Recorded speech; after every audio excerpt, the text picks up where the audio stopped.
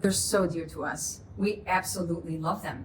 We keep them everywhere. We have them in the bedroom, we have them in the kitchen, we have some on the couch, we have spare ones in our pocket, we put some extra ones in our bag, we have them in the car, and of course we have them in grandma's house too. But together with that, we hate them.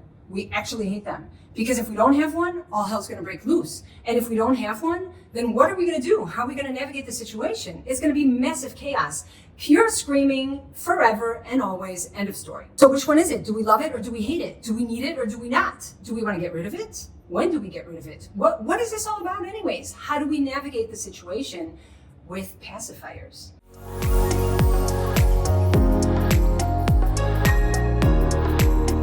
Pacifiers create calm. Pacifiers enable our children to soothe, and they give us moments of quiet, and they're so dear. But at the same time, I'm waking up 5 times a night to give my child back his pacifier, and it's driving me nuts because I can't get more than a few hours of sleep in a row. So in this video, we're gonna dive into pacifiers and why you're getting up for them, what the common reasons are for that, and then what we can do to help our children sleep through the night, even if they're taking a pacifier. And make sure to stay with me to the end, because at the end of this video, I'm going to share a sweet little game that I played with my daughter Maya, and that I teach the families in my practice in order for them to be able to use the pacifier intentionally and reap the benefits of the quiet and the self-soothing together with good sleep. The truth is that your child is waking up at night, most likely for interaction. So you're probably thinking to yourself, wait, what? This doesn't make any sense. How is my child needing his pacifier interaction? There's nothing going on around that. I'm literally getting up, popping his passy back in, he goes back to sleep. That's not interaction. But yes, it is. Because every single time that you need to get up for your child in the middle of the night because they're not able to rely on themselves or lean on themselves, they are looking for some sort of interaction with you. And so you want to recognize, what is it that my child needs from me in order to be able to fall back asleep? That in and of itself is considered interaction. So the pacifier is interaction. And in this video, we're going to break down what you can do with your child in order to minimize interaction and to encourage your child being able to lean on themselves. So there are actually 3 main reasons that you find yourself in this situation. Reason number 1 is that your child is just very small still. And when I say very small, I'm talking probably under 8 months. If your child is under 8 months of age, they are most likely too young at night to be able to find the pacifier in their sleep and put it in their mouth. And that makes sense. So the first reason is that your child is probably too young, and so you're the one who's actually going and giving it back to them all night long. The second reason you might be in this situation is because maybe your child is a bit older, maybe he's 10 months or even a year and a half, but just refuses to take the pacifier on their own. It's just never been a thing. They just kind of wake up, sit up, open their mouth, and wait for you. And then you show up like some kind of revelation with a pacifier, and oh my God, everything's all perfect again until the next wake up. So your child waiting for you for that pacifier is reason number 2. And reason number 3 is the naughtiest reason we have. That's where your child is actually calling you back into the room by throwing pacifiers out of the bed. So he's in his sleep and he can't fall back asleep. He wakes up prematurely through a sleep cycle, gets up, literally stands up, takes his passy, throws it on the floor, and then he's like, Mom, come bring it back to me. And then you go into the room and he's literally pointing and he's telling you where it is. He's like, right there, Mom, go get it for me. And then you got to pick it up and give it back to him. And if he can't fall back asleep in 5-10 minutes, he might throw it out again. And then you have to get back up again. And then he'll tell you, this time it's over there, Mom, can you grab it for me from there? And so your child throwing their passy out of the crib is reason number 3. The good news is, this is not the way that things need to end up. We can actually teach our children to take the pacifier on their own. And together with that, because some kids are going to be under the age of 8 months, we can also encourage children to be able to sleep through the night without their pacifier. And that does not mean we're going to stop the pacifier altogether or completely. It just means we're going to teach our children to sleep with the pacifier and without the pacifier.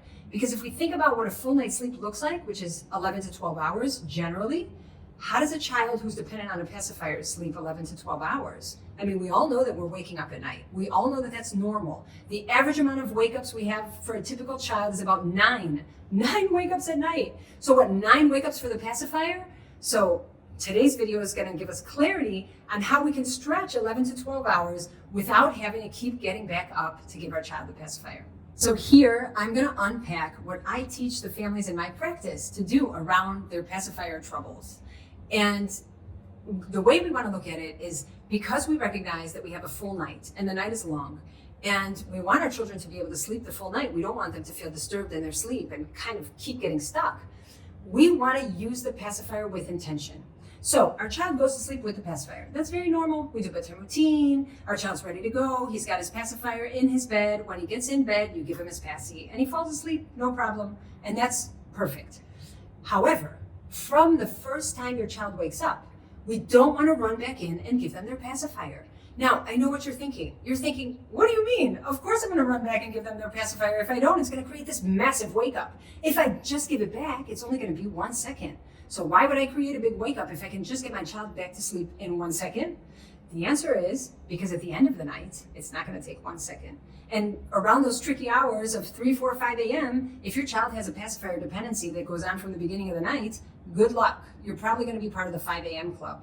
And by the way, if you haven't watched that video, go ahead and check it out. There's a link. A dependency is when your child is looking for something external. So you coming in with a pacifier is something external. And when you have a dependency, that dependency becomes less and less effective as the night progresses. And I'm sure you can feel like, oh, right, I totally noticed that. It works great at 10 p.m. It works like a charm at 2 a.m. But oh my God, at 4 a.m., it's like 4, 4:15, 4:45, 5 o'clock, good morning, I'm up. And then that's it. There goes the rest of the night. So that's because your child is dependent on their pacifier. So we don't want a pacifier dependency. So that actually means you're going to have to put in a little bit of hard work in the beginning in order to reap the benefits of full night's sleep. So the tool that we're using is that we give our child back their pacifier every 15 minutes of practicing falling back asleep. Every 15 minutes of practicing falling back asleep.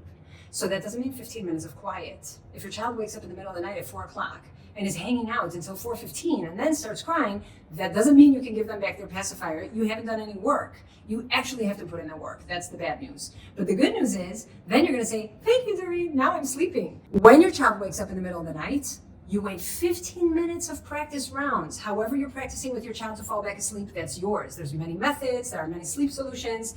Whatever you're working with, stay consistent. But use that method for 15 minutes before you give your child back their pacifier. And then if you give it back to them and they just spit it right back out because they're not ready to have it yet, you wait another 15 minutes before you would offer it to them again. Now, this may seem treacherous. You might feel like, oh my God, this is going to be like endless nights with no sleep.